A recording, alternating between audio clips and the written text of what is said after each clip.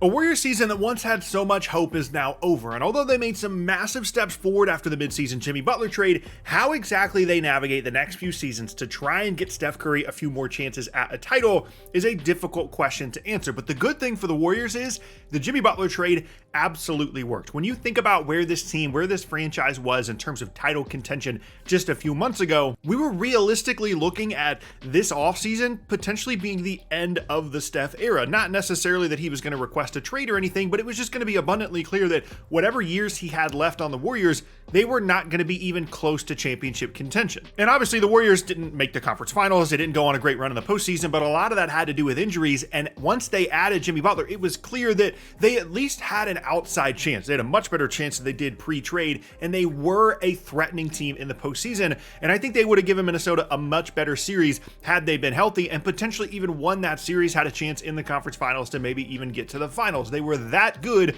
once they added Jimmy Butler. And obviously Butler wasn't great in the postseason once Curry went down, but he also was hurt. So first things first, to establish for the Warriors, the Butler trade was an absolute win. It was a great move for them, but it also dictates a lot about what they can do this offseason. So what can they do to try and build off the momentum of the Jimmy Butler trade? Well, when you look at their contracts and their roster, it is a little bit weird. They, of course, have the core of Steph Curry, Jimmy Butler, and Draymond Green, all of which are under contract for 2 more seasons and all of which are 35 years old or older. They're going to build around those guys. That's going to be their core. There's going to be some conversations out there about should they trade Draymond? Should that be the piece that they move? Maybe move some things around now that the Butler thing has worked so well, especially given that him and Butler both don't space the floor, so that can be a problem. But I really think that Draymond and Steph are just like a package deal at this point. Like, I can't see them actually moving on from Draymond, even though he is one of the only other sizable contracts on the roster outside of Steph and Jimmy. And really, that would be the only reason I could see them making that move and trading away Draymond, is just if they really felt like they had a big chance to upgrade the roster, and that was the only contract they had available. There's also going to be some stuff out there about what if the Warriors added Kevin Durant? What if they added Giannis? Well, again, you look at their contracts, it's not really possible. Like, technically, they could trade Draymond and like literally every other contract on the roster and try and get Giannis, and the salaries would match, but that's just not going to happen. Not to mention that's not a good enough trade package for Giannis. And even in a scenario where they wanted to go out and get someone like Kevin Durant, one, I don't think it would work because KD already said he didn't want to go back there in the middle of the year. And two, they'd probably have to trade Jimmy Butler in that situation, and the contracts just don't work out for the Warriors. So any piece of improvement that they're going to make this offseason is going to be either internal, it's going to be young guys getting better, it's going to be them having more chemistry and having more time to play together after what was a pretty difficult midseason acquisition to adjust to, or it's going to be along the margins around the core 3 guys of Steph, Jimmy Butler, and Draymond. Their window for competing for a title is very clearly the next 2 seasons with those 3 guys still kind of in their primes or post primes, and then what they can do around those 3. And I'm telling you, there's going to be people out there making videos, putting Giannis in a Warriors jersey, putting Kevin Durant in a Warriors jersey. It's just unrealistic to expect that unless they're trading Jimmy Butler or they're trading Draymond and literally everybody else on the roster. And that's just to make the money work, not even accounting for the fact they don't really have the assets to make those kinds of trades either. And the reason those kinds of trades are off the table, not just from a salary perspective, is because they already made that level of deal. It was the Jimmy Butler trade in the middle of the season. Not that Jimmy Butler is on the level of Giannis as a player, but salary-wise, in terms of what they could do asset-wise, they already made that deal, and it was Jimmy Butler. It's these 3 guys. You got 2 seasons. Now, how can you improve? When you look at the rest of the roster, they've got a couple of nice pieces locked in over the next couple of years. Moody is locked in. Podziemski's locked in. Buddy Hield as well, who was a nice addition for them last offseason. But then they've got some questions. So Kevon Looney is an unrestricted free agent. Gary Payton is a free agent. And Jonathan Kuminga is the other big one. He is a restricted free agent, and there's a couple of different kind of avenues here for Golden State. They could look to sign and trade him.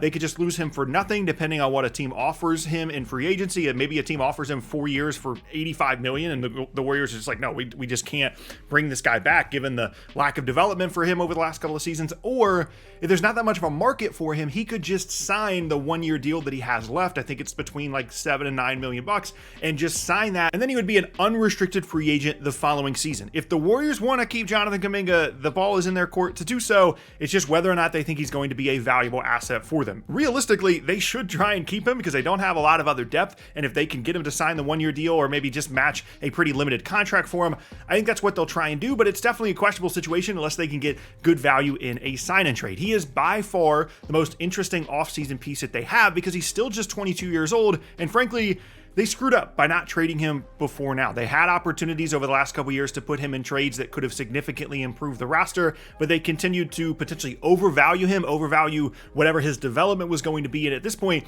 his value is pretty low, whether it be in a trade or otherwise. And so he's the interesting piece in terms of what he could develop into, but more so the point here is that they missed an opportunity by potentially getting value out of Jonathan Kuminga over the prior few seasons. In terms of other trade options, if you're looking at potentially sacrificing some depth to get another nice player on this roster, Moses Moody doesn't really hold that much value because he can't make threes consistently. Podziemski is probably better for them than he is for anyone else just because of his play style. He needs to be better at shooting threes as well. Buddy Hield is fine, but not necessarily someone that teams are going to want to actively look to trade for. And they only have one first-round pick into the future to trade. So, like, theoretically, they could talk to the Nets about maybe trading Moody and a first for Cam Johnson if they really wanted to, maybe package together some second-round picks in that deal as well. But that really would be all it would be. They would upgrade one of those spots, whether it be Moses Moody, Podziemski, or Buddy Hield, with that first-round pick that they have. And then again, they have the option of maybe sign and trading Kuminga for some value as well. Now, I could be wrong. Maybe there's a team out there that really likes Moses Moody or really likes Podziemski or really likes Kuminga. But right now, things are pretty grim in terms of developing this roster outside of their core three guys. They could re-sign Peyton and Looney, see whatever happens with Jonathan Kuminga, and essentially they'd be bringing back the same team as this year, next year, which to me is a pretty good option because this is a really good team, I think, when they are fully healthy. We don't know what the health situation is going to be like for Steph and Draymond and Jimmy Butler next year and next postseason because those are older guys and you're just never really 100% sure how healthy they are going to be. But those core three of guys work really well together. You put enough spacing around them. They're a well-coached team. I still think they can be in that semi-contender range next year, kind of like where they were when they won the title a couple of years ago, where the West broke really well for them. They played well. They won a title. That's kind of the level they've put themselves at now with the Jimmy Butler addition midseason and how well they played with Butler midseason. They're not top tier contenders. They're not going to be one of the favorites in the West, but they've at least put themselves in a position to maybe try and get one more ring with this group next year or the following. And realistically, that is what we're looking at here. They're looking at running it back, maybe a couple of moves along the margins in free agency, like when they got Buddy Hield last year. Maybe they're able to find some value there. And then they've got 2 years. And at that point, they're going to have to make a choice, whether it be next offseason or the following, on Jimmy Butler, on Draymond, even potentially on Steph Curry at some point. And honestly, all the Warriors have done here is they've given themselves a chance that they didn't have before trading for Jimmy Butler. A chance to kind of be in the mix, maybe have a real chance at making a run to the conference finals or the finals, and they've generally been a good front office making moves along the margins, and I would be confident as a Warriors fan that you're going to get to see competitive basketball next year if you're healthy, and Steph is going to have a chance to still have some meaningful postseason moments if he and the rest of the team are healthy. And at this point in his career, given all the success they've had over the last handful of years, over the last decade or so, that's really all you can hope for. If you're Steph, if you're the Warriors, if you're their fans, everything that you've put into winning for so long. Superstars don't get these kinds of extended windows the way that Steph has towards the end of his career, and it's all because of the Butler trade. And maybe, just maybe, they can work a little bit more magic this offseason, continue to improve the roster, and continue to give themselves that chance